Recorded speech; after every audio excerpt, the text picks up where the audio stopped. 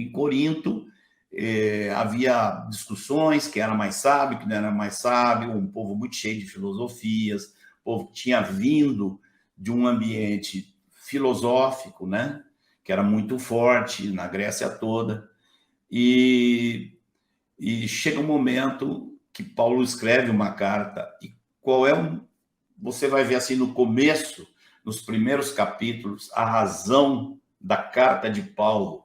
E nós vamos ver aqui mais uma vez a importância que Paulo está dando para a oração de Jesus.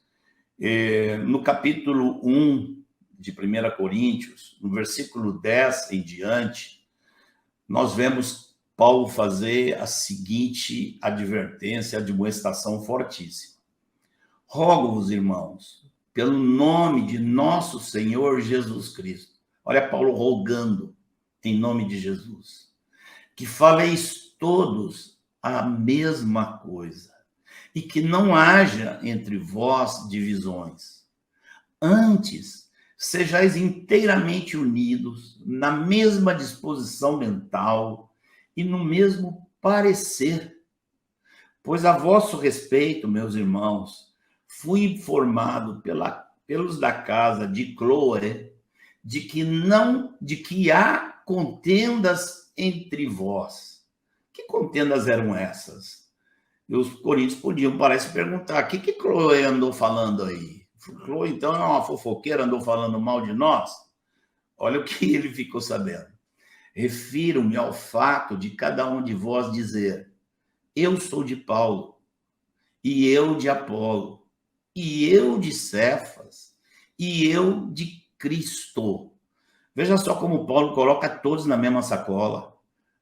Todos estavam sendo repreendidos por Paulo, não apenas os que diziam eu sou de Paulo, eu de Apolo, eu de Cefas, mas aqueles que diziam, mas eu sou de Cristo. Esses estão sendo exortados da mesma maneira, porque não existe essa verdade, você é de fulano e beltrano e eu sou de Cristo. A única verdade que existe é que nós somos de Cristo. Ninguém pode dizer, eu sou, e como que descartando o outro. Olha que ele pergunta, acaso Cristo está dividido? Foi Paulo crucificado em favor de vós? Ou fostes, porventura, batizados em nome de Paulo? Você vai ver, então, irmão, a importância desse fator na escrita de Paulo. Você vai ver que depois, no capítulo 2, ele vai falar como que é a sabedoria divina, mas ele volta ao tema, dizendo, olha, tem uma sabedoria divina, mas eu não posso ensiná-la para vocês. Não posso ensiná-la para vocês, porque vocês são crianças. Vocês são crianças em Cristo. Vocês são carnais. Uau, que expressão forte que Paulo usou com esses irmãos. O que havia para Paulo chamá-los de crianças? Bom, isso que nós lemos. Ele vai repetir agora no capítulo 3. Nós vamos ler do versículo 1 em diante.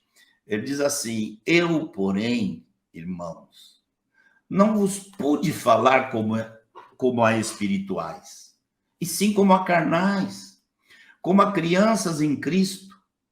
Leite vos dei a beber, não vos dei alimento sólido, porque ainda não podíeis suportá-lo, nem ainda agora podeis, porque ainda sois carnais. Com certeza, Paulo pensava, alguém continua perguntando, carnal por quê?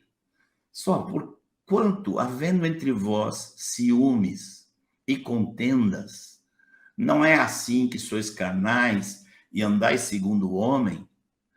Quando, pois, alguém diz, eu sou de Paulo, e outro, eu de Apolo, não é evidente que andais segundo os homens?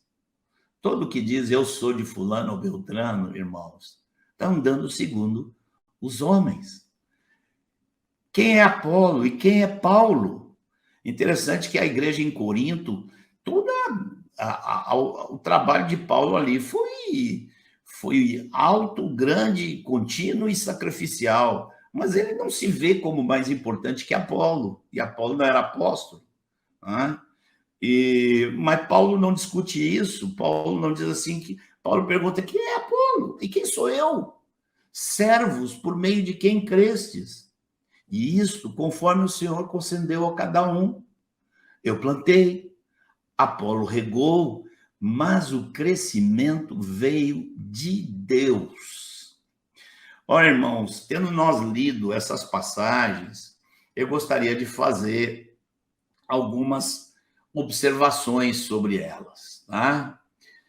Os coríntios, nós sabemos, pela própria carta, primeira carta de Paulo a eles, nós sabemos que era uma igreja onde havia muita manifestação de dons. Era uma igreja de muita fé, eles tinham muita fé. A manifestação dos dons era muito abundante entre eles. Eles tinham, inclusive, muita clareza do evangelho. Tá? Uma outra coisa que eu quero ressaltar é que havia uma só igreja em Corinto. E isso permaneceu em todas as cidades, até o ano 90, quando João estava escrevendo Apocalipse, seguiu assim na história da igreja. Uma única igreja em cada cidade. Por quê? Por causa da oração de Jesus e por causa da atuação apostólica para manter a oração de Jesus como vigente no meio do povo. Então, havia uma igreja só em Corinto.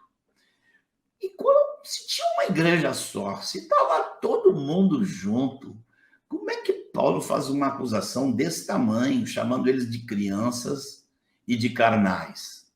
Irmãos, eles tinham um problema, vou explicar aqui com uma linguagem mais atual. Eles tinham panelinhas dentro da igreja. Era esse o problema deles.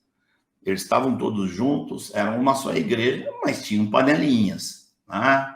Alguns, eu imagino que diziam, eu sou de Paulo, porque Paulo foi ao terceiro céu, Paulo conversou com Jesus lá em cima, Paulo tem uma revelação maior do que todos os outros apóstolos, eu sou de Paulo. E algum dizia, não, eu sou de Cefas. Cefas era Pedro, né? Provavelmente ele argumentava assim, porque Paulo não andou com Jesus aqui na terra, mas Pedro andou 3 anos com Jesus aqui, para cima e para baixo, então eu sou de Cefas. E tinha algum que dizia assim, mas Paulo vem aqui, não explica as coisas direito, Cefas é meio iletrado, eu estou com Apolo, eu sou de Apolo, porque Apolo é um cara que tem muita capacidade de entender, veja a pregação de Apolo, como era poderosa em palavras, né? E, sei lá, eu imagino que esses eram os motivos apresentados. Mas eles tinham panelinhas. Agora pare você aí que está me ouvindo e vamos raciocinar. Raciocine junto comigo, por favor. Ora, eles eram uma única igreja na cidade. Eles tinham panelinhas dentro da igreja. Paulo os repreende por causa dessas panelinhas. Eu pergunto, se depois de lerem essa carta de Paulo, eles fossem ainda mais adiante, se eles não dessem ouvido a Paulo e dissessem, não me interessa, eu tô com Apolo e acabou. Paulo está querendo dominar aí, eu tô com Apolo. E eles saíssem um para um lado, outro para o outro, outro para o outro. Um fundava a igreja paulina, o outro fundava a igreja de Cefas, outro fundava a igreja de Apolo, e um que se considerava ainda melhor que os outros 3, dizia, não, eu vou fundar aqui a igreja de Cristo. Vocês não são a igreja de Cristo, nós somos a igreja de Cristo. Se eles fizessem isso, irmãos, eles teriam piorado ou melhorado? Essa é a pergunta que fica no ar, porque nós temos que perguntar diante do Senhor a nossa realidade como igreja hoje. O que as nossas divisões, como elas são lidas no céu, como elas são lidas pelo Senhor que fez a oração que nós lemos aqui.